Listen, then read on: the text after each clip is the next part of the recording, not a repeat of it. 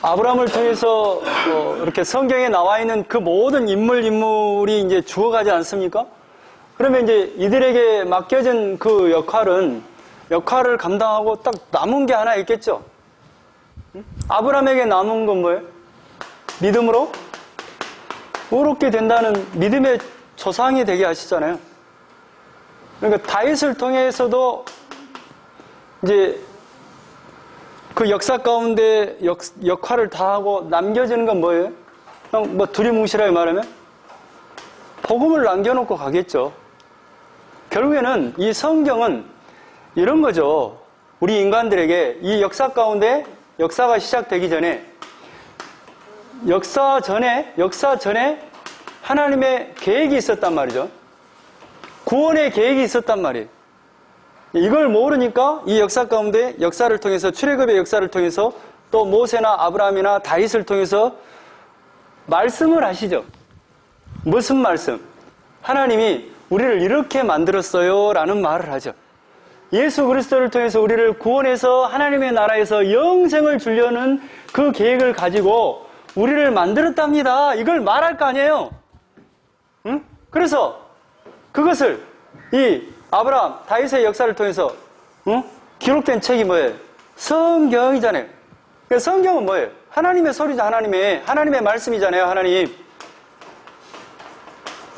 하나님의 소리잖아요. 소리. 복음. 복된 소식. 복된 소식이 뭐냐? 하나님의 말씀이죠. 하나님의 소리죠. 그것이 어디에 기록됐어요? 성경에는 뭘 말해요? 하나님이 이미 예수 그리스도를 통해서 우리를 구원하겠다는 계획을 가지고 우리 인류를 만들었어요. 이 역사 가운데 우리가 할 일은 뭐예요? 역사는 뭐 위에 세워졌어요? 하나님의 구원의 계획 위에 세워졌잖아요. 그러면 이 역사는 어디로 가야 되는 거예요? 그러니까 이 역사는 어디로 가야 되는 게 아니라 이 역사의 목적과 의미와 존재의 이유는 뭐예요? 이것을 하나님의 구원의 계획을 위해서 존재하고 하나님의 계획을 위해서 살아야 되고 하나님의 계획을 위해서 구원의 계획을 위해서 우리는 살아야 되는 거죠. 응? 아주 어렵습니다. 아주 어려운데 이제 자주 들을 수밖에 없어요. 그런데 이제 이 역사 가운데 다윗을 딱 세우잖아요. 다윗은 사울과 함께 비교되어서 세운 인물 아니에요. 그런데 이 사울은 하나님이 버려버리잖아요. 그런데 다윗은 하나님의 마음에 합한 자라고 하잖아요. 그런데 사도행전 13장에 뭐라고 그래요? 이 다윗이 마음에 합한 자다 그랬을 때 정말 사울보다 더 뛰어나고 사울보다 더 착하고 사울보다 정말 마음에 들어. 이런 게 아니고 이 마음에 합한 자라는 의미가 뭐냐면 이 다윗의 후손으로 누가 오세요? 예수님이 오시니까 하나님의 뜻에 내가 딱 맞네? 마음에 들어라고 말한다는 거예요. 그러니까 여러분에게 있어서 마음에 합한 자, 이 말은 뭔 말이냐면 여러분이 마음에 합한 자가 되려면 뭐예요? 이 역사 가운데 우리가 마음에 합한 자가 되려면 하나님의 구원의 계획을 이해하고 받아들이는 거예요. 그랬을 때 내가 너를 아브라함식으로 말하면 의롭다라고 칭하고 다윗으로 말하면 마음에 맞아. 나 뜻하고 딱 맞네. 이렇게 표현하는 거예요. 성경적으로. 응? 그러니까 결국에는 뭐예요? 응?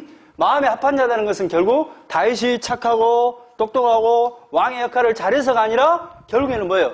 유후손으로 오실 예수 그리스도 때문에 예수 그리스도를 믿는 믿음 때문에 이 다윗이 마음에 합한 자라고 표현한다 이 말이에요. 그런데 이제 뭐예요? 그러면 이 다윗의 나라는 뭘로 세워질 거예요? 하나님의 구원의 계획, 또 이것을 다른 말로 말하면 믿음으로 세워지는 나라, 은혜로 세워지는 나라, 긍휼로 세워지는 나라 이렇게 표현할 수 있겠죠. 응? 그러니까 사울은 뭘로 세워졌어요? 사람의 힘에 의해서 세워졌잖아요. 근데 다윗은 뭘로 세워졌어요? 하나님에 의해서 세워졌잖아요. 그런 것을 가리켜서 은혜로 세워진 나라, 긍휼로 세워진 나라, 하나님의 나라라고 이렇게 칭하는 그 나라로 이렇게 다윗의 나라가 세워진다 이 말이에요. 응? 그러면 여기서 여러 가지가 등장하겠지만 결국 다윗의 나라는 하나님이 세워가는 나라, 하나님의 나라를 상징하는 그 나라고 이 나라는 은혜로 세워질 것이고 하나님에 의해서 세워져가는 나라예요 라는 것을 계속해서 보여주겠죠. 응? 계속해서 보여주겠잖아요. 그런데 이제 뭐예요? 응? 그런데 다윗이 무슨 잘못을 해버려요? 밧세바를 치워버리잖아요. 밧세바를. 정말로 이제 나중에 이제 23장입니까? 22장에 나오거든요. 이 우리아 이 장수는 37명의 용사 중에 한 명이에요.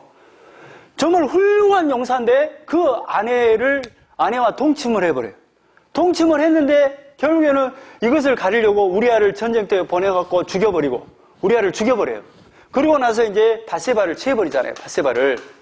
근데 밧세바 죽여버렸는데 무슨 문제가 남아요? 임신을 해버렸네. 그래갖고 나단 선지자를 통해서 책망을 해요. 그래가지고 첫째 임신한 그 아들이 죽게 됩니다. 그리고 나서 두 번째 이 밧세바를 통해서 누가 태어나냐면 솔로몬이 태어나요. 이 솔로몬의 뜻이 뭐냐면 샬롬이에요. 샬롬. 평강. 그러니까 뭐예요? 이 밧세바를 간음해서 얻은 그 아들에 의해서 이렇게 샬롬이 오는 거예요. 그 말은 뭔 말이냐면 이건 뭐냐면 이 나라는 이 죄인을 그러니까 간음하고 살인할 수밖에 없는 그 죄인 위에 하나님의 그 용서함 위에 그 죄인인데 하나님이 용서해서 세우는 나라예요. 이런 의미가 있단 말이에요. 그래서 다윗의 그 뒤로 누가 왕이 되냐면 솔로몬이 되잖아요. 결국에는 무슨 말을 하고 싶냐면 하나님은 이 나라는 하나님의 나라는 이렇게 밧세바를 동침해버리고 밧세바의 남편 우리아를 죽여버리는 그 살인의 죄인 위에 죄인인데 죄인임에도 불구하고 하나님의 용서 위에 이렇게 솔로몬의 평강을 줘서 세우는 나라라는 것을 계속해서 드러내 보인단 말이에요. 응? 그래서 이제 근데 여기서 부인도 많아요. 헤브론에서 6명의 부인이 있잖아요. 6명의. 그래서 첫째 아들이 누구냐? 암논이야. 암논. 응? 근데 이 암논이 진짜 암놈이야. 암놈. 진짜 암놈이야. 첫째 아들이 암논. 둘째, 셋째가 누구냐면 압살롬이잖아요. 압살롬. 압살롬의 그 여동생의 이름이 다말이죠. 다말. 다말이 너무 이뻐. 그래갖고 그러니까 이게 우리 이제 얘들이 이야기했는데 도대체 왜 형제간에 막 그 간음을 하고 그러냐고 이야기했어. 이게 부인이 다 달라요. 부인이. 그러니까 헤브론에서 6명의 부인에 의해서 6명의 아들을 낳아요. 근데 첫째 아들이 암논이야. 두 번째, 세 번째는 압살롬이야. 그런데 이 세 번째 압살롬의 여동생이 다말이에요. 그런데 이 암논이 얘를 좋아해버려요. 그래서 좋아해가지고 아픈 척을 해요.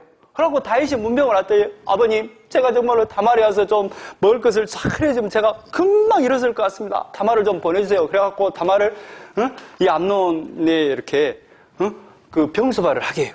그래가지고 병수발을 하는데 이 암논이 정말로 이 다말을 동침을 해버려요. 간음을 해버려요. 그래놓고 쫓아버려요. 그래가지고 이 압살롬이 정말로 아버지가 좀 어떻게 조치를 취하기를 원했는데 아버지도 아무 말 하지 않아요. 암논도 살아있어요. 그래갖고 화가 나가지고 압살롬이 이 암논을 자기 양털 깎는 축제에 초대를 해갖고 이 암논을 결국 죽여버립니다. 그래갖고 아버지 다윗 왕을 피해서 5년 동안 피해 다니잖아요. 5년 동안. 그래가지고 이제 다시 불러들여요. 그래가지고 이제 4년 동안 예루살렘에 있으면서 백성들 앞에 정말 이렇게 마음을 사는 그런 막 일을 해요. 재판할 때 막 이렇게 안아주면서 백성들의 마음을 막 해줘요. 그런데 백성들의 마음이 압살롬에게 다 가버려요. 그래가지고 이 압살롬이 저쪽 헤브론에 넘어가고 압살롬이 우리의 왕이다 선포를 해버려요. 반역을 해버려요. 그래갖고 그 소식을 들은 아버지 다윗 왕이 너무너무 무서워서 자기 짐 챙길 겨를도 없이 맨발로 도망을 가요. 그러면서 이제 그 왕궁에 누구를 남겨놓냐면 궁녀 몇 명을 남겨놔요? 10명을 남겨놓고 떠나요. 그래가지고 이제 10명을 남겨놨는데 압살롬이 대낮에 다 보는 앞에서 내가 왕이다는 징표로 이 궁녀 10명과 동침을 해버려요. 대낮에 옥상에 올라가서. 이제 이런 의미가 있어요. 그러니까 왕의 후계를 받는 그 사람이 왕위를 받았다는 그 증거로 이렇게 그 선대 왕의 모든 부인을 다 취하는 거예요. 이런 모습을 보여줘요. 그래가지고 이제 이렇게 다윗이 도망을 가요. 그래가지고 이제 압살롬과 전투가 일어나지 않아요? 그래가지고 이제 전투가 일어나요. 근데 이제 다윗이 어디까지 도망가 버리냐? 요단강을 건너서 도망을 가요. 그래가지고 이제 압살롬 부대하고 다윗 부대하고 전투가 일어나요. 전투가 일어나는데 결국에는 누가 이기겠어요? 다윗이 이기겠잖아요. 그러면서 다윗이 제발 압살롬 내 아들은 잘못을 했지만 죽이지 말라고 부탁을 해요. 그런데 이 압살롬과 이 다말 집안이 아주 멋있게 생긴 집안 같아요. 그래가지고 머리가 이렇게 휘황찬란히 멋있는 사람인데 말을 타고 도망을 가다가 나무에 탁 걸려버려요. 압살롬. 그래갖고 말을 타고 가는데 나무에 딱 걸려버리니까 어떻게 되냐면 이렇게 나무에 걸려있고 이렇게 말은 도망가버리고 걸려있는 거야. 그래갖고 어떻게 할 수가 없는 거야. 어떻게. 그래갖고 이제 부하가 그 보고를 해. 요압 장군에게 그 보고를 해. 지금 압살롬이 나무에 걸려서 이렇게 있어. 그러니까 요압이 뭐라고 하냐면 죽여버리지 그랬냐. 그러면 다윗 왕이 어마어마한 상금을 내렸을 텐데 왜 안 죽이고 왔냐. 그러니까 제가 어떻게 감히 왕이 그렇게 죽이지 말라고 명령을 내렸는데 죽이겠습니까? 그러니까 요압이 가갖고 그대로 가갖고 압살롬을 죽여버려요. 그리고 나서 이제 그 소식을 다윗이 들어요. 그러면서 18장 33절에 왕의 마음이 심히 아파. 다윗이 압살롬이 죽어버려요. 누구의 죄 때문에 지금 이런 일이 일어나는 거예요? 자기의 죄 때문에. 그러니까 압살롬의 죽은 그 모습을 보면서 반영을 해서 결국 죽어버리는 그 모습을 보면서 누구의 죄를 보는 거예요? 자기의 죄를 보는 거예요. 자, 18장 33절. 왕의 마음이 심히 아파 문 이쪽으로 올라가서 우니라. 그가 올라갈 때에 말하기를 내 아들 압살롬아, 내 아들 압살롬아, 내 아들 압살롬아, 차라리 내가 너를 대신하여 죽었다면 압살롬 내 아들아 하였더라. 그러니까 내 죄 때문에 너가 죽었구나 이 말이에요. 내 죄 때문에 너가 죽고 말았구나. 그러면서 이제 예수님이 주보를 한번 보세요. 마태복음 23장 37절에 예루살렘아 자기를 몰라보잖아요. 백성들을 구원하려고 오셨는데, 생명을 주러 오셨는데 예수님을 몰라보잖아요. 예루살렘에 언약을 받은 그 백성들이, 이스라엘 백성들이 몰라보잖아요. 예루살렘아, 선지자들을 죽이고 내게 파송된 자들을 돌로 치는 자여, 암탉이 그 새끼를 날개 아래에 모음같이 내가 내 자녀를 모으려 한 일이 몇 번이느냐. 쉽게 말하면 너희들이 암탉의 품삯에 있어서 너희들이 알을 품고 그래야 되는데, 새끼를 낳아야 되는데 너희들이 왜 내 품에 안 들어오냐 이 말이에요. 예수님이 다시 가라는 거예요. 내가 너희들을 구원하러 왔는데 어째 내 품에 안 들어오냐 이 말이에요. 내가 너희들을 품으러 왔다. 내가 너희들을 살리러 왔다. 내가 생명이다. 하루 왔는데도 몰라보잖아요. 그 탄식처럼 지금 다윗이 그 탄식을 하는 거예요. 예수님이 예루살렘아, 응? 암탉이 그 새끼를 날개 아래 모음같이 내가 너희들을 모아야 되는데 왜 너희들을 나 품으로 안 들어오니? 그런 탄식을 하는 거예요. 자, 19장. 그런데 이게 뭐요? 지금 다윗과 압살롬 간에 이제 반역이 일어나서 전투에 이겼어요. 그런데 누가 죽어버렸어요? 압살롬이 죽어버렸잖아요. 그러니까 지금 다윗 입장에서는 압살롬이 죽었지만 전쟁에 승리한 거에 대해서 승리의 어떤 환호성을 칠 수 있는 입장이에요? 없어요? 있겠어요? 없겠어요? 없어요. 이제 그 내용이 19장에 기록되어 있어요. 어떤 사람이 요압에게 아뢰되 왕이 압살롬을 위하여 울며 슬퍼하나이다 하니. 그러니까 지금 전쟁에 승리를 했잖아요. 반역자를 다 물리쳐버렸으니까 기뻐해야 되는데 뭐예요? 아들이 죽어버렸잖아요. 슬퍼한다 이 말이에요. 그러니까 백성들은 승전가를 울리면서 왕님 우리가 승리하고 돌아왔습니다. 기뻐해 주세요. 이래야 되는데 왕이 누구 때문에 슬퍼하고 있어? 압살롬 때문에, 자기 아들 때문에 슬퍼하고 있잖아요. 그러면 어떻게 해야 돼? 다윗은 아니 백성들은 어떻게 해야 돼? 기뻐해야 돼? 슬퍼해야 돼? 이러도 못하고 저러도 못하는 사정이에요. 그러니까 3절에 그날에 백성들이 싸움에 쫓겨 부끄러워 도망한 같이 가만히 성읍으로 들어가요. 그러니까 승전가 기쁨에 돋쳐서 우리 승리하고 왔어요 하고 가야 되는데 왕이 압살롬이 죽은 것 때문에 어떻게 할 수 없는 거야. 멀쩡하게 가는 거야. 지금 부끄러워서 그냥 이거 찌그러지는 듯이 이렇게 이제 성읍으로 들어가는 거예요. 그러니까 이제 요압이 딱 나타납니다. 요압은 이제 다윗의 군대 장관이에요. 요압이 집에 들어가서 왕께 말씀드리되 왕께서 오늘 왕의 생명과 왕의 자녀의 생명과 처첩과 비빈. 처첩은 뭐예요? 응? 비는 이 비자가 무슨 비자냐면 왕비 비자예요. 빈자는 궁녀 빈자예요.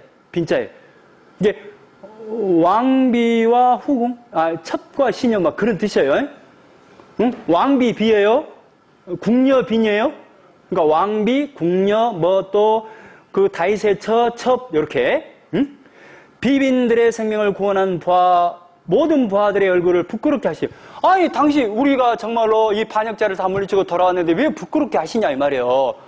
이는 왕께서 미워하는 자는 사랑하시며 사랑하는 자는 미워하시고 오늘 지휘관들과 부하들을 멸시하심을 나타내심이라.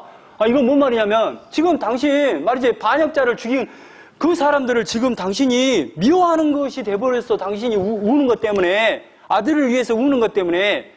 응? 그 이해되죠? 오늘 내가 깨달으니 만일 압살롬이 살고 오늘 우리가 다 죽었다면 왕이 마땅히 여기실 뻔하였나이다. 우리가 다 죽고 압살롬은 살아왔으면 더 기뻐하셨겠네요? 응? 이게 무슨 일입니까? 이 말이에요. 이제 곧 일어나 나가 왕의 부하들의 마음을 위로하여 말씀하옵소서. 왕님, 백성들의 마음을 위로해 주세요. 내가 여호와를 두고 맹세하옵나니 왕이 만일 나가지 아니하면 오늘 지금 압살롬을 죽이고 반역자로 지금 나섰던 그 사람들을, 응? 어떤 사람들, 전쟁에서 승리한 사람들을 위로하지 못하면 큰일 나요, 이 말이에요. 왕이 만일 나가지 아니하시면 오늘 밤에 한 사람도 왕과 함께 머물지 아니할지라. 그리하면 그 화가 왕이 젊었을 때부터 지금까지 당하신 모든 화보다 더 심하리라. 큰일 나요. 가서 위로해 주세요. 그 말이에요. 그러니까 왕이 일어나 성문에 앉으며 어떤 사람이 모든 백성에 말하되 왕이 문에 앉아 계신다 하니 모든 백성이 왕 앞에 나오려. 억지로라도 이제 나가서 이제 마중하는 거예요. 그러니까 이제 기뻐서 이렇게 이제 받아줬다라는 뜻이에요. 그리고 이제 그 다음에 이제 뭔 문제예요? 지금 압살롬과 다윗이 나눠져서 반역을 해서 나눠지지만 이 지금 다윗의 모든 백성들을 지금 압살롬의 마음을 호위해서 지금 반역을 일으켜본 거 아니에요. 그러면 뭐예요? 결국 압살롬에 섰던 사람들도 다 이스라엘 백성 아니에요. 근데 이게 뭐예요? 국론이 분열돼 버렸잖아요. 이제 이러면서 이제 저쪽에 있는 사람들끼리 이제 뭐예요? 압살롬이 자기가 왕으로 추대하려고 세웠던 사람이 죽어버렸으니까 어떻게 돼버려? 여기를 따랐던 무리들이, 압살롬을 따랐던 무리들이 대책을 세워야 될 거 아니에요. 여러분 생각해보세요. 이제 압살롬이 죽어버렸어. 자기들이 왕으로 추대하려고 했던 사람이 죽어버렸어. 여러 가지 변수가 있잖아요. 경매수가 뭐예요? 아니 또 다른 왕을 세우든가 아니면 다윗 밑으로 다시 들어가든가 해야 돼. 근데 이제 명분을 찾아야 돼. 그러니까 서로 이제 토론할 거 아니에요. 그 토론한 내용이 이제 그 다음에 이스라엘은 이미 각기 장막으로 도망하였더라. 이스라엘 모든 지파 백성들이 변론해야 돼. 서로 이제 그 압살롬에 속했던 사람들이 막 이제 어떻게 하냐? 응? 다윗으로 밑으로 들어가자. 아니다. 막 이랬을 거 아니에요. 응? 그 말이 이스라엘 모든 지파 백성들이 변론하여 이르되 왕이 우리를 온수의 손에서 구원하여 내셨고 옛날에 또 우리를 블레셋 사람들의 손에서 구원하였으나 이제 압살롬을 피하여 그 땅에서 나가셨고 옛날에 우리 블레셋을 물려주고 우리들을 지켜준 그 다윗 왕 아니냐. 그리고 압살롬이 이제 죽어버렸지 않냐 이 말이요. 우리가 기름을 부어 우리를 다스리게 한 압살롬은 싸움에서 죽었거늘 이미 죽어버렸지 않냐. 응? 이제 너희가 어찌하여 왕을 도로 모셔올 일에 잠잠하고 있느냐. 우리가 이제 다윗 왕을 이제 모셔오자라고 이제 이렇게 이제 변론이 일어난 거예요. 이해되죠? 이제 압살롬 죽어버렸으니까 우리가 다윗을 우리가 얼른 가서 모셔오자. 그러면 이제 우리가 좀 반역죄로 덜 그 피해를 보지 않을 거 아니냐 이 말이에요. 그 말을 누가 듣냐? 11절에 다윗 왕이 사독과 아비아들 두 대제사장에게 소식을 전하여 이르되 그러니까 사독과 아비아들이 그 이야기를 들은 거예요. 그러니까 다윗에게 그 말을 지금 이스라엘 이쪽에 압살롬에게 섰던 사람들이 이런 지금 변론을 하고 있습니다. 다윗 왕님을 지금 자기들은 모셔오기로 이렇게 막 하고 있습니다. 그 말을 들은 그 다윗이 뭐라고 하냐면 다윗 왕의 사독과 아비아들 두 제사장에게 소식을 전하여 이르되 너희는 유다 장로들에게 말하 이르기를 왕의 말씀이 온 이스라엘 왕을 왕궁으로 도로 모셔오자 하는 말이 왕께 들렸거늘 너희는 어찌하여 왕을 궁으로 모시는 일에 나중이 되느냐. 너희는 내 형제여 내 권육이거늘 너희는 어찌하여 왕을 도로 모셔오는 일에 나중이 되려. 이 말이 뭔 말이냐면 지금 얼른 가서 유다지파 자기를 따르는 유다지파에게 아니 이스라엘 여기 압살롬 다른 사람들이 나를 왕으로 모시려고 한다. 너희들이 먼저 여기가 먼저 모시기 전에 너희들이 내 혈육이고 내 형제 아니냐. 나를 왕으로 추대해주라 라고 지금 전령을 보낸 거야.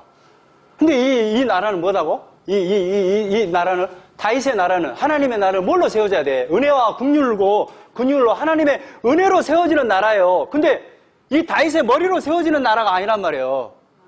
그러니까 결국 이것 때문에 남북에 또 전쟁이 일어나요. 그러니까 하나님은 철저하게 뭘로 세워지는 나라예요? 은혜로 하나님의 약속으로 세워지는 나라예요 라는 것을 계속해서 보여준단 말이에요. 그리고 나서 이제 13절에 너희는 또 아마샤에게 이르기를, 이 아마샤는 뭐냐면 압살롬을 따랐던 그 군대 장관, 그 사람을 자기의 군대 장관으로 내가 세우겠다 약속을 해버려. 이 아마샤를 기억하세요? 그래서 14절에 모든 유다 사람들의 마음을 하나같이 기울게 하며, 그러니까 이 전령들이 가서 아니 이 사람들이 먼저 모시기 전에 너희들이 나를 먼저 왕으로 추대해라 라고 이제 왕의 그 이야기를 하니까 유다 백성들이 이제 그 마음이 이제 딱 중심이 잡혔을 거 아니에요. 우리가 먼저 가서 얼른 왕을 모시자. 그들이 왕께 전가를 보내 이르되 당신께서는 모든 부하들과 더불어 돌아오소서 한지라. 이렇게 유다 사람들만 이 사람들 다윗을 왕으로 탁 이제 모시고 오는 거예요. 그래서 이제 16절에 바울임에 있는 베냐민 사람 게라의 아들 시므이가 이제 돌아옵니다. 유다 지파 사람들과 같이 따르는 무리들과 함께 이제 그 요단을 건너서 이런 거예요. 갈릴리 사해바다, 여기가 이제 요단강이란 말이죠. 이쪽으로 도망갔어요. 여기서 이제 헤브론에서 이렇게 도망간 거예요. 여기서 반역이 일어나니까 여기 강을 건너서 도망간 거예요. 그래가지고 이제 이 다윗과 이제 여기서 이제 의논하다가 유다 지파 사람들에게 너희들이 내 권력이고 내 형제 아니냐, 나를 먼저 이 사람들보다 먼저 왕으로 추대해갖고 나를 모시고 가라 라고 하니까 이제 이 사람들이 그래요 알았어요 하고 유다 지파와 따르는 무리들과 함께 이제 요단강을 건너려고 추대를 해갖고 이제 모시고 간단 말이에요. 가면서 이제 누구를 만나요? 아까쯤에 옛날에 여기서 반역이 일어나니까 맨발 벗고 이렇게 도망갔을 거 아니에요. 도망갈 때 저주를 퍼붓고 여기서 저주를 퍼붓는 사람도 있고 도와주는 사람도 있었을 거 아니에요. 이제 돌아오면서 이제 그 사람들을 또 만날 거 아니에요. 이제 그 내용. 자, 16절에 바울임에 있는 베냐민 사람 게라의 아들 시므이는 어떤 인물이에요? 여기를 건널 때 에라이 나쁜 놈아, 너 사울과 사울의 집에 피를 흘리니까 너한테 저주가 임한 거야 라고 막 핍박을 막 퍼부은 인물이에요, 이 시므이가. 그러면 이제 돌아올 때 어떻게 했어요? 왕으로 추대해서 돌아오니까 어떻게 했어? 이 시므이가 죽었잖아요. 죽을 일을 했잖아요. 그러면서 시므이가 급히 유다 사람과 함께 다윗 왕을 맞으러 내려올 때, 근데 뭐예요? 이 시므이가 다윗 왕을 이렇게 건널 수 있도록 맞이하러 나오는 거예요. 어떻게 나오냐? 17절에 베냐민 사람 1000명이 그와 함께 하고 1000명의 군대와 함께 탁 오는 거예요. 이 말은 뭔 말이에요? 당신 옛날에 내가 좀 저주했다고 해서 함부로 나한테 대하면 나 밑에 1000명 보이죠? 함부로 대하면 큰일 나요. 이런 이세를 가지고 지금 다윗을 요단강을 건널 수 있도록 이거 도와주는 거예요. 그러니까 내가 이렇게 큰 1000명의 군사도 있고 그러니까 함부로 건들면 안 되겠죠. 이 말이에요. 그리고 또 사울의 집안 종 시바는 뭐냐면 이따 나중에 나옵니다. 시바와 함께 나와서 이렇게 용성하게 이렇게 요단강을 탁 건너게 해요. 19절에 왕께 아뢰되 내 주여 원하건대 내게 죄를 돌리지 마옵소서. 내 죄를 묻지 마세요. 그러니까 이제 23절에 왕이 시므에게 이르되 내가 죽지 아니하라 용서를 해줍니다. 그리고 이제 24절 사울의 손자 무비보셋은 그때 이제 여기 지나올 때 무비보셋의 종이 누구였어요? 시바잖아요. 시바가 이렇게 열심히 이렇게 다윗을 이렇게 대접을 해요. 그래갖고 무비보셋이 준 땅을 니 다 가져 라고 해버렸어요. 근데 이제 이 사건 이렇게 넘어오면서 이제 무비보셋을 만났을 거 아니에요. 사울의 손자 무비보셋이 내려와 왕을 맞으니 그는 왕이 떠난 날부터 평안히 돌아오는 날까지 그의 발을 맵시 내지 아니하며 그의 수염을 깎지 아니하며 옷을 빨지 아니하더라. 그러니까 지금 이런 사건이 일어날 때 이 무비보셋은 어떻게 있었냐면 정말로 가슴을 찢고 통회하는 마음으로 이렇게 아무것도 씻지 않고 이렇게 꾸미지도 않고 있었다 이 말이에요. 그러니까 이제 다윗이 물어볼 거 아니에요. 25절에 예루살렘에서 와서 왕을 맞이할 때 왕이 그에게 물어 이르되 무비보셋이여 내가 어찌하여 나와 함께 가지 아니하였느냐, 어째 너는 나와 함께 안 갔냐 이 말이에요. 시바는 나를 그렇게 도와주더라, 너는 왜 안 하니 이 말이에요. 그러니까 알다시피 제가 다리가 절지 않습니까? 이 시바가 나를 속이고 나를 정말로 속여가지고 이렇게 한 겁니다 라고 말을 합니다. 그래서 이제 28절에 내 아버지의 온짐이 내 주 왕 앞에서는 다만 죽을 사람이 되지 아니하였나이까. 정말로 당신이 나를 이렇게 은혜로 같이 겸상할 수 있도록 해주지 않았습니까? 그러나 종을 왕의 상에서 음식 먹는 자 가운데에 두셨사오니, 그러니까 음식을 같이 먹을 그 정도로 나를 왕자처럼 대우해 주셨사오니 내게 아무 무슨 공의가 있어서 다시 왕께 부르짖을 수 있사오리까. 난 당신한테 뭐 이렇게 바랄 것이 아무것도 없습니다. 뭐만 바라냐? 30절에 무비보셋이 왕께 아뢰되 내 주 왕께서 평안히 왕께 돌아오시게 되었으니 그로 그 전부를 차지하게 하옵소서. 아니 나는 당신이 이렇게 왕으로 다시 귀환한 것만으로도 제가 기쁩니다. 아무것도 안 필요합니다. 우리 신앙인이 뭘로 살아요? 이 세상에서 정말로 울퉁불퉁하고 어려운 일이 있어도 뭐 때문에 살아요? 하늘의 소망. 31절에 길라 사람 바리셀레는 열심히 이렇게 그 먹을 것을 갖다 줬어요. 다윗의 군대에 와하고. 그래서 이제 바리셀레를 만났을 거 아니에요. 그러니까 이제 다윗이 올라갑시다. 궁으로 갑시다. 왕궁으로 갑시다. 제가 평생 당신을 섬기겠습니다. 바리셀레에게 조건을 제시합니다. 32절에 바리셀레는 매우 늙은 나이가 80세라. 그러니까 이제 예루살렘으로 갑시다. 그러니까 바리셀레가 뭐라냐면 34절에 바리셀레가 왕께 아뢰되 내 생명의 날이 얼마나 있사옵기에 어찌 왕과 함께 예루살렘을 올라가리까. 내 나이가 이제 80세라 어떻게 좁고 흉한 것을 분간할 수 있사오며 음식의 맛을 알 수 있사오리까. 제가 아까 80인데 가서 대접을 받은데 얼마나 받고 내 입이 뭐 이렇게 맛도 모르고 그런데 또 뭐 얼마나 뭐 도움이 되겠습니까. 못 가겠습니다. 내 아들 기람이 있는데 기람을 좀 챙겨주시오 라고 그래요. 그러니까 다윗이 38절에 왕이 대답하되 기람이 나와 함께 건너가리니 나는 내가 좋아하는 대로 그에게 베풀고. 그러니까 내가 그러면 기람을 아들을 챙겨줄라요 하면서 백성이 다 39절에 백성이 다 요단을 건너매 왕도 건너가서 왕이 바리셀레에게 입을 맞추고 그에게 복을 비니 그가 자기 곳으로 돌아가니라. 자 40절 이제 반대편 이야기가 나옵니다. 여기는 이렇게 이제 왕으로 이제 입성을 해요. 예루살렘으로 입성을 해요. 그런데 이제 반대 지정 압살롬을 따랐던 무리들이 있을 거 아니에요. 그 이야기가 이제 40절에 나와요. 왕이 길갈로 건너가고 기람도 함께 건너오니 온 유다 백성과 이스라엘 백성이 절반이나 왕과 함께 건너니라. 이제 다 건넜다 이 말이에요. 그런데 41절에 온 이스라엘 사람이 왕께 나와 왕께 아뢰되 우리 형제 유다 사람들이 어찌 왕을 도둑하여 왕과 왕의 지방과 왕을 따르는 모든 사람을 유다 요단을 건너가게 하였나이까. 이 말은 뭔 말이냐면 아니 왕이 어째 그 유다 지파가 이렇게 추대해서 이렇게 오게 했습니까? 우리도 있잖아요 이 말이에요. 우리는 왜 배제하고 유다 지파 말만 듣고 이렇게 왕으로 추대돼서 오셨어요 이 말이에요.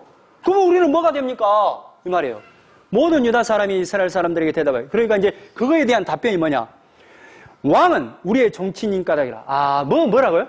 우리의 종친 아니냐? 우리의 조상 아니냐 이 말이에요. 조상. 뭘로 보는 거예요? 다윗을 뭘로 보는 거예요? 그 언약을 가리키는 그런 인물로 보는 게 아니라 하나님의 나라의 그 상징 인물로 보는 것이 아니라 뭘로 봐요?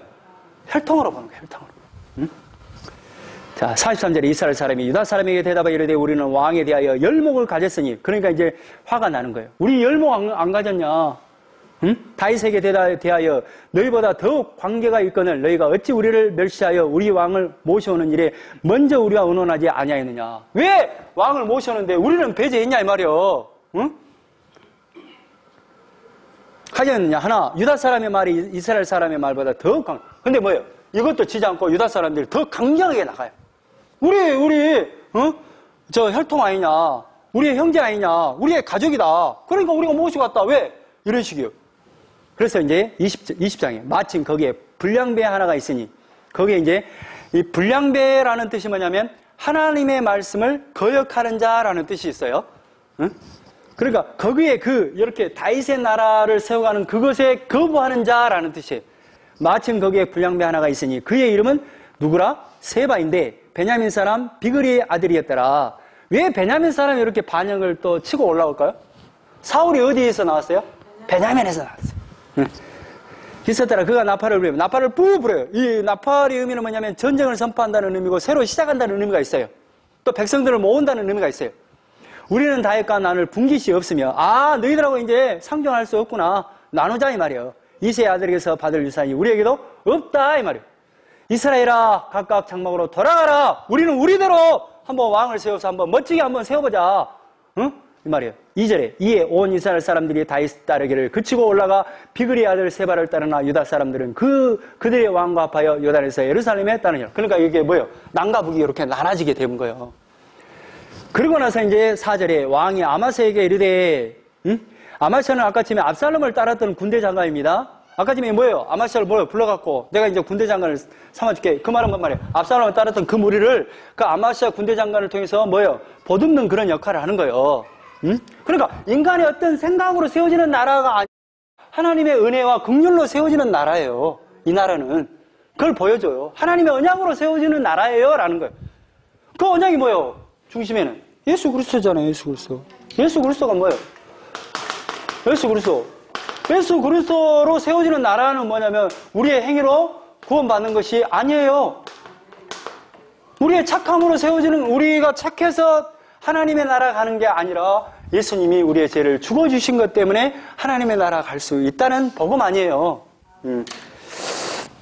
그 아마샤에게 3일 내에 유다 사람들을 다 모아서 이렇게 하라고 그래요. 그런데 아마샤가 이렇게 모으는 것이 힘들었는가 봐요. 5절에 아마샤가 유다 사람을 모으러 가더니 왕이 정한 길에 지체된지라. 그러니까 정한 길이 오지 않아요. 그러니까 이제 다윗이 또 누구에게 부탁하냐? 아비새에게 부탁합니다. 그 아비새는 누구냐면 그 군대 장관의 동생인 그 요압이에요. 요압의 동생이에요. 그러니까 지금 이 구조가 어떻게 되냐면 여기서 문맥상으로 보면 다윗의 군대 장관이 누구라 그랬어요? 다윗의 군대 장관이 요압이죠. 요압의 동생이 누구예요? 아비새잖아, 아비새. 그리고 이제 저 압살롬을 따랐던 그 군대 장관이 누구였어요? 아마샤잖아, 아마샤. 아마샤단 말이에요. 그러니까 이게 요압 이야기가 안 나와요. 어떻게 보면 다윗이, 요압은 아주 껄쩍지근한 사람이, 너무 욕망이 치우친 사람이에요. 이 사람이 압살롬도 죽여버렸죠. 또 자기가 아브넬도 죽여버렸죠. 이런 인물이에요. 자기 욕망에 따라 그냥 행동을 해버린 인물이에요. 그러니까 아마샤를 지금 현재 군대 장관으로 세웠던 게 아닌가 싶어요. 그리고 아마샤가 나타나지 않으니까 이 요압에게 맡긴 게 아니라 아비새에게 이렇게 이 일을 지금 맡기는 것 같아요. 그러니까 이제 누가 서야 돼요? 요압이 서야 되잖아요, 요압이. 자, 아비새에게 이르되 이제 비그리의 아들 세바가 압살롬보다 우리를 더 헤아리니 너는 내 주의 부하들을 데리고 그의 뒤를 쫓아가라. 그가 견고한 성읍에 들어가 우리를 피할까 염려하노라. 이 말은 뭐 말하냐면 지금 세바가 반역을 했잖아. 지금 전예를 다니기 전에 먼저 기습공격을 얼른 해버려라. 응? 만약에 기습공격을 하면 압살롬 같은 더 큰 일이 일어날 수도 있다라는 거예요. 그래서 이제 이렇게 이제 치러 올라갈 거 아니에요. 그때 이제 누가 나타나느냐? 8절에 기본 큰 바위 곁에 이름에 아마샤가 맞으러 오니. 이제 아마샤가 그때 나타난 거예요.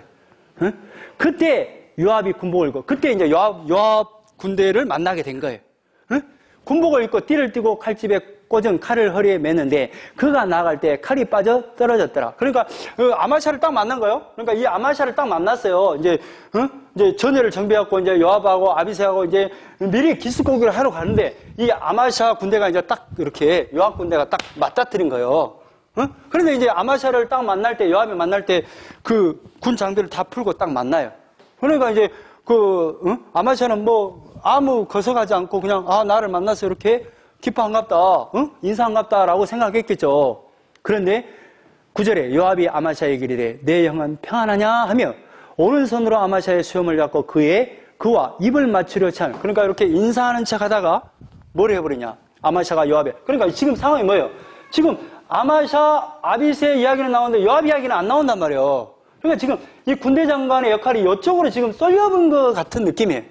요압이 서야 돼. 그러니까 이제 이걸 봐주겠어요, 요압이? 이렇게 이제 입 맞추고 이렇게 인사하는 척 하다가 10절에 아마샤가 요압의 손에 있는 칼은 주의하지 아니한지라 요압이 칼로 그의 배를 찌르며, 그러니까 배를 푹 찔러버려요. 그의 창자가 땅에 쏟아지니 창자가 다 나와요.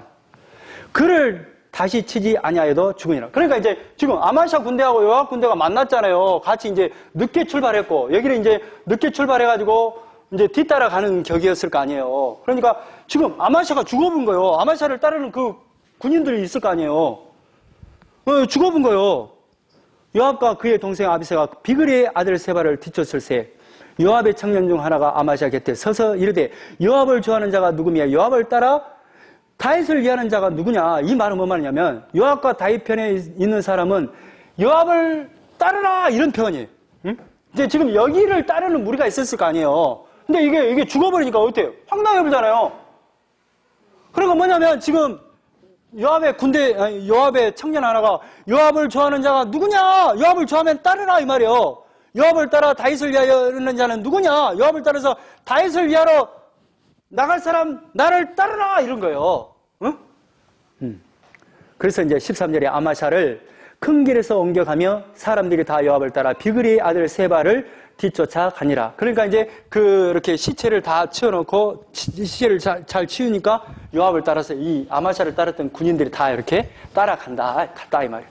그래서 이제 세바가 이스라엘 모든 집합 가운데 다녀서 아벨과 벤마가와 베림 온 땅에 이르니 그 무리도 다 모여 그를 따르더라. 그러니까 이제 그 세바를 따르는 무리가 이제 저쪽 성읍으로 이제 도망갔다 이 말이에요. 이에 그들이 벤마가 아벨로 가서 세바를 애우고, 그러니까 아벨이라는 그 성읍으로 딱 들어가서 숨은 거예요. 그러니까 이제 요압과 함께 온 모든 백성이 성벽을 쳐서 헐고자 돼. 그러니까 거기를 들어가니까 그 성벽을 허물어 갖고 그 따르던 무리들을 다 죽여보려고 하고 있는 상황이에요. 응? 이해되죠? 보세요. 북쪽에 이제 반역하는 무리가 누구예요? 세바잖아요, 세바. 세바가 지금 어디로 들어가 버려요? 아벨로 들어가 본단 말이에요. 그러니까 이제 이 요압이 뒤쫓아가서 이 아벨의 성을 다 허물어갖고 다 물리쳐보려고 하는 거예요, 지금. 응? 그런데 누가 짠 하고 등장하냐? 16절에. 그 성읍에서 지혜로운 여인 한 사람이 외쳐 이르되 들을지어다 청하건대 너희는 요압에게 이르기를 이리로 가까이 오라. 내가 내게 말하려 하노라. 응? 이 말은 뭐냐면 요압 장군님 이리 와서 나하고 말 좀 합시다. 이리 와세요. 이 말이요. 그러니까 요압이 이제 그 여인에 이제 가까이 갑니다. 그러니까 이제 그 여인이 뭐라고 하냐? 18절에 여인이 말하 이르되 옛 사람들이 흔히 말하기를 아벨에서 가서 물을 것이라. 이 말은 뭔 말이냐면 속담에 뭐 문제가 생기면 아벨에 가서 지혜로운 자에게 물으세요라는 그런 속담과 같은 말이 있어요. 그러니까 이 아벨과 같은 그 지역은 지혜로운 사람이 많아요.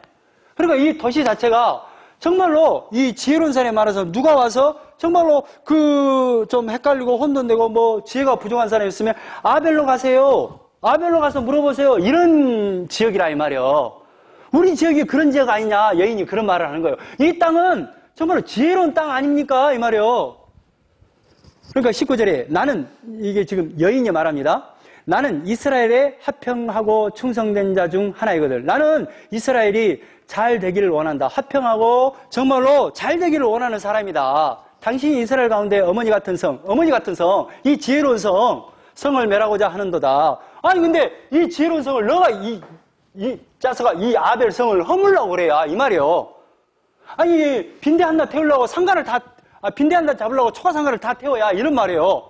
이 세바 하나 잡으려고 아니 우리 지금 이 지혜로운 이 마을을 없애려고 그러냐. 이거 응? 성을 멸하고자 하는도다. 어째 당신이 여호와의 기업을 삼키고자 하시나이까. 응? 이거요. 그러니까 요압도 그 도시가 어떤 지역인지 알아. 아벨이라는 이 성이 어떤 지혜로운 그 마을인가를 아니까 요압이 대답하여 이르되 결탄코 그러지. 절대 그런 거 아니에요. 이 성을 허물라고 온 거 아니에요. 이 마을을 완전히 없애보려고 온 거 아닙니다. 이 세바 때문에 그럽니다. 세바만 잡아 넘기면 제가 그냥 돌아가겠습니다. 라고 말을 해요. 응? 요압이. 그러니까 이 지혜로운 여인이 뭐라냐면 22절에 이에 여인이 그의 지혜를 가지고 모든 백성에 나아가매 그들이 비그리의 아들 세바의 머리를 베어 요압에게 던지라. 그러니까 이 세바의 머리를 딱 잘라갖고 딱 던겨주니까 딱 끝나버렸다 이 말이에요. 그러니까 이 하나님의 나라는 뭘로 세워지는 거예요? 요압의 힘으로 세워지는 게 아니라 지금 뭐요? 이 지혜로운 그 여인, 지혜로 하나님의 나라가 세워질 거예요 라는 것을 보여준다 이 말이에요. 그래서 23절에 요압은 이스라엘 온 군대에 뭐가 돼요?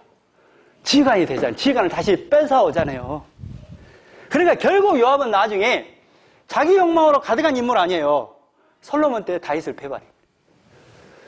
21장 다윗의 시대에 해를 거듭하여 3년 기근이 있으므로. 그러니까 항상 이 땅에 기근이 있다. 이것은 뭐냐면 신이 지금 그 땅에 내린 재앙이라고 여겨요. 응? 그러니까 3년 동안 기근이 있으니까 지금 다윗도 눈치를 챘을 거 아니에요. 하나님이 우리에게 지금 뭔가 재앙을 내리고 있구나. 우리의 죄 때문에 재앙을 내리고 있구나. 이 사인이란 말이에요. 그래서 다윗이 여호와 앞에 간구하며 여호와께서 이르시되 이는, 그러니까 하나님이 지금 다윗에게 이제 말하는 거예요. 사울과 피를 흘린 그의 집으로 말미암으니 그가 기브온 사람을 죽였습니다. 이게 뭐냐면 지금 3년 동안 기근이 일어난다. 이것은 뭐냐면 하나님이 지금 재앙을 내리고 있다. 그래서 다윗이 지금 하나님 이게 뭔 일입니까? 라고 물으니까 뭐라고 대답을 해요? 사울과 그 피를 흘린 그 집으로 말미암아 기브온 사람을 죽인 것 때문에 이런 재앙이 일어났다라고 이야기를 한다 이 말이에요. 그런데 이제 어떤 일이 일어났냐면 사울 시대 때 기브온 족속은 원래 전멸을 해야 되는 7 족속 중에 하나예요. 그런데 이 기브온이 정말로 이 여호수아가 지금 여리고 성을 물리치고 막 이렇게 들어온 소식을 듣고 겁이 나가지고요. 이 기브온 족속이 거짓말을 해갖고 여호수아와 언약을 맺어버립니다. 그래가지고 이제 이 기브온 족속이 언약의 백성이 돼버려요. 그런데 사울의 정권이 들어서면서 어떤 일이 일어나냐면 순수혈통, 이스라엘 순수혈통의 어떤 전통을 세우자 해가지고 이 기브온 이방 족속들을 다 죽여버렸어요. 이런 일이 일어났다 이 말이에요. 그래가지고 이제 기브온 족속들에게 그럼 우리가 어떻게 해주길 원하느냐라고 기브온 사람들에게 물어보는 거예요. 그러니까 자 3절에 다윗이 그들에게 묻되 내가 너희를 위하여 어떻게 하라. 그러니까 기브온 족속들에게 이 사울이 어마어마하게 피를 흘려버렸잖아요. 다 죽여버렸잖아요. 그러면 기브온 족속들이 찾아가서 도대체 이제 어떻게 해야 원한이 풀어지겠냐 이렇게 물어보는다 이 말이에요. 그러니까 4절에 기브온 사람이 그에게 대답하되 사울과 그의 집과 우리 사이의 문제는 은금에 있지 아니하며 이스라엘 가운데서 사람을 죽이는 문제도 우리에게 있지 아니하니이다. 은금의 문제가 아니요. 자 5절에 그들이 왕께 아뢰되 우리를 학살하였고 또 우리를 멸하여 이스라엘 영토 내에 머물지 못하게 하려고 모해한 사람의 자손 7사람을 우리에게 내주소서. 여호와께서 택하신 사울의 고을 기브아에서 우리가 그들을 여호와 앞에서 목매어 달겠나요. 이 말은 뭔 말이냐면 다른 거 필요 없어. 우리는 은금을 바라는 게 아니고 여기에 사울 집안에 관계된 7사람을 우리에게 주시오. 그러면 이 사람을 나무에 달아갖고 목매달아서 죽여볼라요. 그러면 우리의 원한이 다 풀어지겠어. 라고 말한 거예요. 그래가지고 이제 다윗이 7사람을 뽑아서 이 기브온 족속들에게 내준다 이 말이에요. 그래서 이제 8절에 왕이 이에 아야의 딸 리스바에게서 난 자. 리스바는 들어봤을까요? 삼무엘 하에 아브넬이 그 사울의 그 첩인데 범해버린 여자예요. 리스바에게서 난 자 곧 사울의 두 아들 알모니와 무비보셋은 요나단의 아들이 아닙니다. 그 두 사람하고 사울의 딸 메랍, 큰딸이죠. 메랍에게서 난 자 곧 몰레 사람 바르실레의 아들, 아까 전에 바르실레 그 다윗을 섬겼던 그 사람 아니에요? 바르실레의 아들 아드리엘의 5 아들을 붙잡아 그들을 기브온 사람의 손에 넘기니. 그러니까 그 7사람을 딱 넘기죠. 그래가지고 이제 그 사람들을 나무에 달아서 목매 달아서 7사람을 다 죽여본다 이 말이에요. 그래서 이제 그 10절에 아야의 딸 리스바가 굵은 배를 가져다가 자기를 위하여 바위 위에 펴고 곡식 베기 시작할 때부터 하늘에서 비가 시체에 쏟아지기까지. 그러니까 비가 내리면 이제 이 재앙이 끝날 거 아니에요. 그러니까 이 여인이 리스바가 그 자기 아들도 있고 또 죽은 7사람을 위해서 이렇게 비가 올 때까지 이렇게 시체를 이렇게 시체를 지켰다 이 말이에요. 그 소식을 이제 다윗이 듣습니다. 그래가지고 12절에 다윗이 가서 사울의 뼈와 그의 아들 요나단의 뼈를 길르앗 야베스 사람들에게 가져가니 이는 전에 블레셋 사람들이 사울을 길보아에서 죽여 블레셋 사람들이 벳산 거리에 매단 것을 그들이 가만히 가져온 것이라. 이게 그 사울과 요나단이 죽었을 때 누가 그 시체를 거둬주냐면 그 블레셋 사람들이 벳산에다가 이제 승리를 했잖아요. 그러니까 이 사울과 요나단의 시체를 바위에다 널어놓고 우리를 반역한 사람들은 이렇게 죽는다는 것을 바위에다 다 널어놓고 그랬어요. 그런데 이 시체를 누가 걷어가느냐면 길르앗 야베스 사람들이 다 걷어가서 장사 지내줬어요. 그 뼈와 함께 그들의 뼈를 이제 14절에 사울과 그의 아들 요나단의 뼈와 함께 베냐민 땅 셀라에서 그의 아버지 기스의 묘에 장사돼. 그러니까 그 사람들을 다 이렇게 같이 모셔줬다 이 말이에요. 자기 고향 땅에 모두 왕의 명령을 따라 행하니라. 그 후에야 하나님이 그 땅을 위한 기도를 들으시니라. 그러니까 그때 비를 내려주셨다 이 말이에요. 그러니까 이 이스라엘 나라는, 다윗의 나라는 그 순혈통주의, 그것으로 세워지는 나라가 아니라 하나님의 약속으로 세워지는 나라라는 것을 그래서 보여준다 이 말이에요. 자, 15절. 블레셋 사람들은 다시 이스라엘 측근을 다윗이 그의 부하들과 함께 내려가서 블레셋 옛날에 일어났던 그 이야기를 이야기합니다. 그리고 16절에 거인종의 아들 중에 무게가 300세겔은 3.4kg 되는 노창을 들고 세 칼을 찬 비브노업이 다윗을 죽이려 함으로 수리아의 아들 아비새가 다윗을 도와 그 블레셋 사람들을 쳐 죽이니 그때 이제 이런 일이 있었다. 이제 다윗을 이렇게 도와주는 용사들이 있었다 이 말이에요. 그러니까 이것은 이렇게 다윗의 나라는 그러니까 자기가 똑똑하고 잘나서 세워지는 나라가 아니라 이렇게 도와주는 사람들로 의해서 이렇게 세워졌다 이 말이에요. 그러니까 그 말은 하나님의 은혜로 세워졌다 이 말이에요. 자, 22장. 여호와께서 다윗을 모든 원수의 손과 이제 승전가를 부릅니다. 전쟁이 다 끝나고 사울의 손에서 구원하신 그날에 다윗이 이 노래 말씀으로 여호와께 아뢰어 이르되 여호와는 나의 반석이시오 나의 요새시오. 그러니까 여호와가 나의 반석이고 요새이시고 나를 위하여 나를 건지시는 자요. 그러니까 내가 이 노래를 한다는 건 뭐요? 나나 인간을 의지할 게 아무것도 없고 오직 하나님만 의지할 수밖에 없어요 라는 노래예요 이게. 그 노래로 쭉 22장 끝까지 불러집니다. 그리고 23장에 다윗이 마지막으로 하는 말이 쭉 나오고 8절부터 이제 다윗의 부하들의 이야기가 쭉 나와요. 8절에 9절에 이제 그 다윗과 함께 그 활동했던 세 용사 요셉, 바세벳 또 누구냐면 엘라살 이 사람들은 다윗과 함께 세 용사였어요. 그리고 이제 저쪽에 보면 그 이제 13절에 32명 중 3사람이 곡식 벨 때에 아둘람군에 내려가 다윗에게 나아갔는데 그때 블레셋 사람들의 한 무리가 르바인 골짜기에 진쳤더라. 그때 일어난 사건을 그 세 용사 이야기를 이렇게 하는데 뭐냐면 그때 다윗은 산성에 있고 그때 블레셋 사람 요셉은 베들레헴에 있는지라. 다윗이 소원하여 이르되 그때 이제 한참 막 이렇게 어려울 때 그러니까 이제 전쟁 중에 있을 때 그 다윗이 이런 거요. 다윗이 어디 사람이에요? 베들레헴 사람이잖아요. 그 베들레헴의 자기 고향에 생수가 그렇게 묻고 싶었는가 봐요. 응? 그러니까 부하들에게 다윗이 소원하여 이르되 베들레헴 성문 곁 우물물을 누가 내게 마시게 할까? 나 좀 물 좀 마시고 싶다. 그러니까 그 세 용사가 죽기 살기로 가서 나에게 물을 갖다 줬다. 근데 너무너무 은혜가 되어서 자기는 그 물을 하나님께 드렸다. 그 이야기를 해요. 17절에 이르되 여호와여 내가 나를 위하여 결단코 이런 일을 하지 아니하리다. 이는 목숨을 걸고 갔던 사람들의 피가 아니니까 하고 마시기를 즐겨하지 아니하니라. 하나님만 의지했다 이 말이에요. 그리고 이제 쭉 이제 용사들이 나옵니다. 쭉 나와요. 근데 이제 중요한 그 용사가 20절에 또 갑스엘 용사의 손자 여호야다의 아들 분야야이니 이 사람은 나중에 이제 시대장인데 솔로몬의 군대 장관이 돼요. 이 인물에 대한 이제 무용담이 나옵니다. 21절에 또 장대한 애굽 사람을 죽였네. 이런 어떤 용사였다 이 말이에요. 이 사람이 결국 이제 나중에 저쪽에 솔로몬의 군대 장관이 된다는 이야기고 34절 여기 한번 볼 필요가 있어요. 마가 사람의 손자 아하스베의 아들 엘리벨렉과 길롯 사람 아이도벨의 아들 엘리암과 이게 지금 주보를 한번 봐보세요. 23장 써진 데 있죠.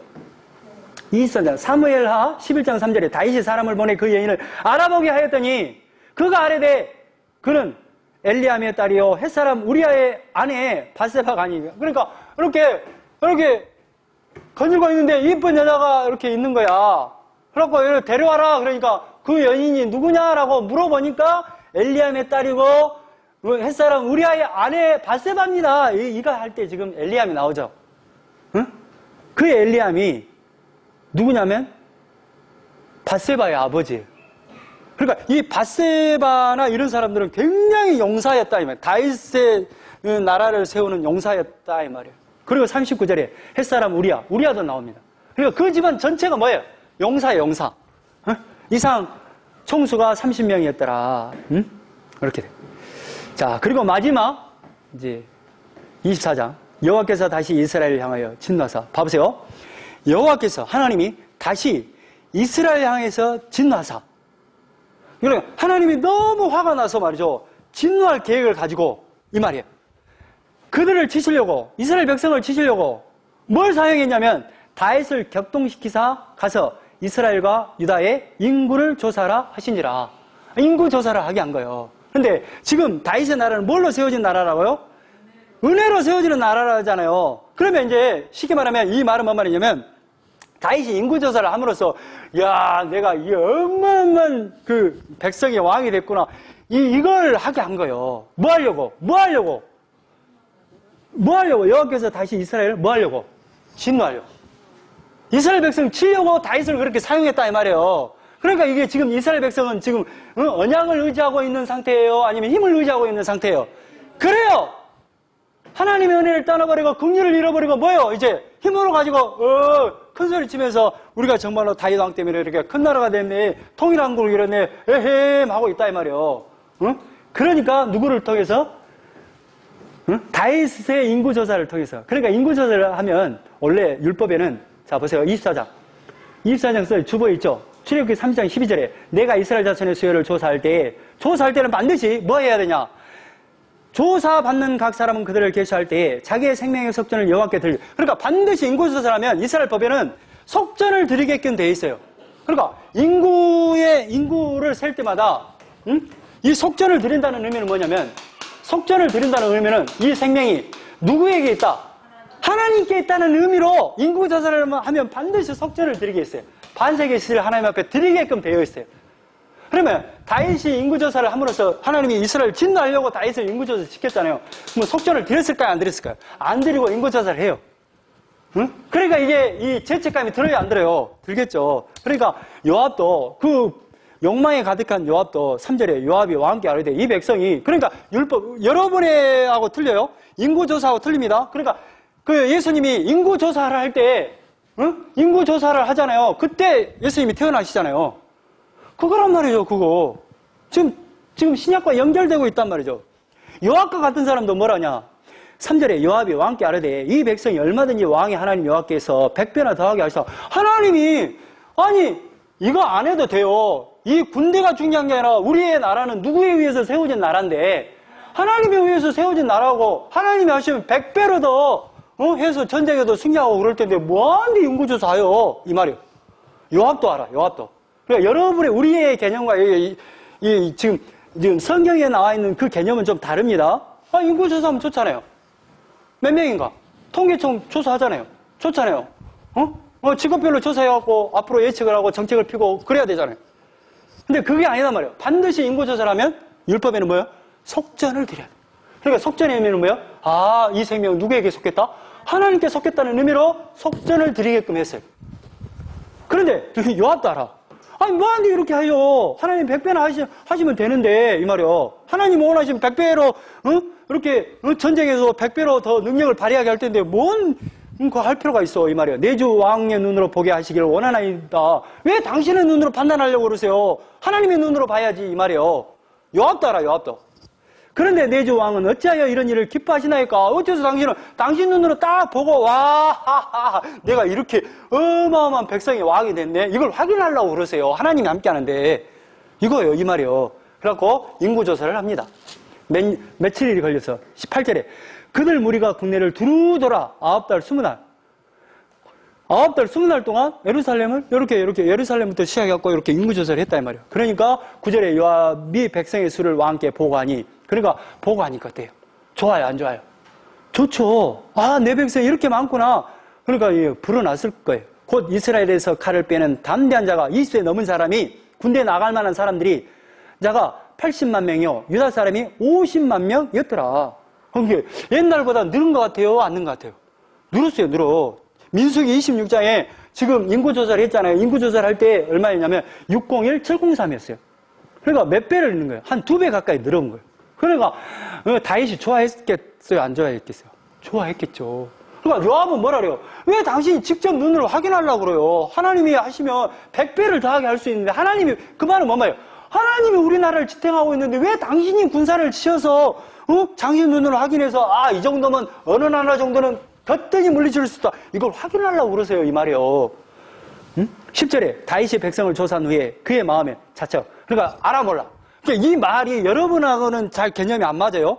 조사한 후에 자책이 될 필요 있어 없어? 통계 조사할 필요가 있어 없어? 해야죠. 정책을 펴려면. 근데 이 지금 율법을 아는 사람들은 자책을 하게 돼 있어요. 왜? 속전의 의미가 있습니다. 이 백성은 하나님의 백성이라는 의미로 인구조사를 하면 반드시 속전을 드리게끔 돼 있어요. 응? 자책하고 다윗이 여호와께 아뢰되 내가 이 일을 행함으로 큰 죄를 범하였나이다. 이제 그때서 깨닫는 거예요. 여호와여 이제 간구하옵나이다. 종의 죄를 사하여 주옵소서. 하나님 살려주세요. 내가 심히 미련하게 행하였습니다. 하나님 제가 정말 잘못했어요. 살려주세요. 그러니까 이제 갓 선지자를 통해서 짠 하고 나타납니다. 12절에 가서 다윗에게 말해라 이 말이에요. 하나님이 여호와께서 이와 같이 말씀하시기를 갓 선지자를 통해서 말합니다. 내가 내게 세 가지를 보이느니 너를 위하여 너는 그 중에 하나를 택하라. 세 가지 딱 보여줄 테니 그 중에 하나 선택해 이 말이에요.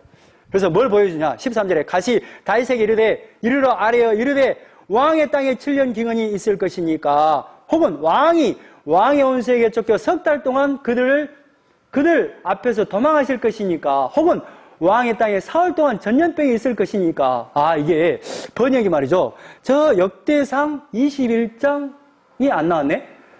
역대상 21장에는 뭘로 나왔냐면 첫 번째 이거예요. 7년 동안 7년 동안 기근이 있을라요. 기근의 벌을 받을라요. 두 번째, 3달 동안 당신 적군으로부터 도망 다닐라요. 세 번째, 3일 동안 전염병을 줄까요? 그거 한 거예요. 근데 이제 역대상 21장 9절에는 이게 3년으로 나와요. 3년 동안 당신, 기근을 한번 맞이해볼라. 3달 동안 도망 다녀볼라. 3일 동안 전염병을 줄까요? 그러니까 뭘 택하겠어요? 왜 전염병을 택하겠어요? 이건 사람에 의한 거잖아요. 사람에 의한 건데 이것은 하나님이 직접 재앙을 내리는 거예요. 내가 이러면 소소 하나님께 직접 내가 벌을 받겠어 하는 의미로 이 3일을 택합니다. 3일을 택하니까 전염병이 도니까 하루만이라도 돌아버리면 몇 명이 죽어요? 말도 못하게 죽겠죠. 자, 14절에 다윗이 갓에게 이르되 내가 고통 중에 있도다. 청하건대 여호와께서는 긍휼이 크시니 우리가 여호와의 손에 빠지고 내가 사람의 손에 빠지지 아니하기로. 그러니까 사람의 손에 안 빠지고 그냥 하나님의 손에 내가 징계를 받으란다 이 말이에요. 이 말이 15절에 이에 여호와께서 그 아침부터 정하신 때까지 전염병을 이스라엘에게 내리시니 단에서부터 브엘세바까지 백성이 죽은 자가 몇 명이라? 7만 명이 죽어버려요. 7만 명이 3일 동안 30시간을 죽어버린 거예요. 그러니까 이제 난리가 나요, 안 나요? 하나님 살려주세요 할 거 아니에요. 그러니까 이제 갓 선지자가 뭐라냐면 그러면 좋다. 그러면 됐다. 하면서 이제 하나님이 17절에 다윗이 백성을 치는 천사를 보고 곧 여호와께 아뢰어 이르되 나는 범죄하였고 악을 행하였거니와 16절을 읽어야 됩니다. 천사가 예루살렘에 하여 그의 손을 들어 멸하려 하더니 여호와께서 이 재앙 내리심을 뉘우치사 백성을 멸하는 천사에게 이르시되 족하다 이제는 내 손을 거두라. 이제 됐다 이 말이요. 7만 명 죽었으니 됐다 용서해라. 그러니까 이제 갓 선지자를 통해서 뭐라고 하냐면 18절에 이날에 갓이 다윗에게 이르러 그에게 아뢰되 올라가서 여부스 사람 아라우나 타작마당에서 여호와를 위하여 제단을 쌓으셔서 하나님 앞에 번제를 드리라고 명령합니다. 그러니까 이 아라우나 타작은 뭐냐면 아라우나 타작마당은 저 보세요. 주보 마지막 역대하 3장 1절 솔로몬이 예루살렘 모리아 산에 여호와의 전 건축하기를 시작해요. 그때 이제 모리아 산에 건축을 합니다.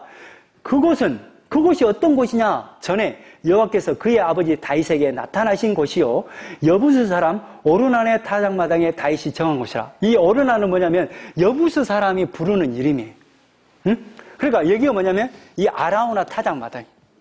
이곳에서 뭘 드리라고?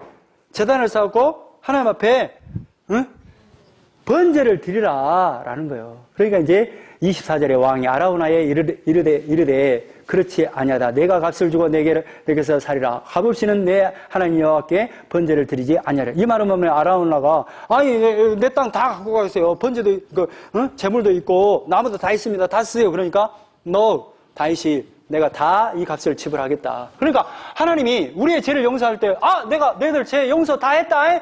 말로 한 것이 아니라 값을 치렀어요. 어디서? 십자가. 그러니까 이것은 뭐예요? 십자가를 상징해요. 그래서 25절에 그곳에서 여호와를 위하여 제단을 쌓고, 그러니까 이 제단을 쌓는 것은 어떤 죄에 대한 제단을 쌓는 거예요, 지금 현재.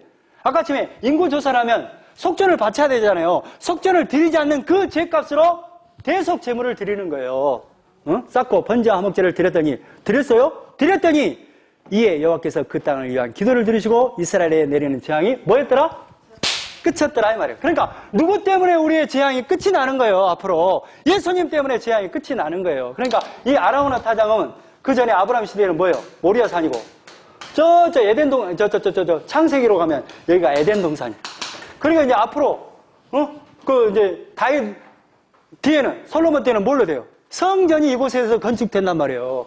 성전이. 그리고 앞으로 예수님은 성전으로 오셔서 성전에서 죽잖아요. 그러니까 이건 뭐예요? 결국 예수님 때문에 여러분의 심판과 재앙이 끝이 나는 겁니다. 여러분 언약 안에 사는 것이 복이에요. 라는 걸로 끝이 납니다. 여기까지. 기도하겠습니다.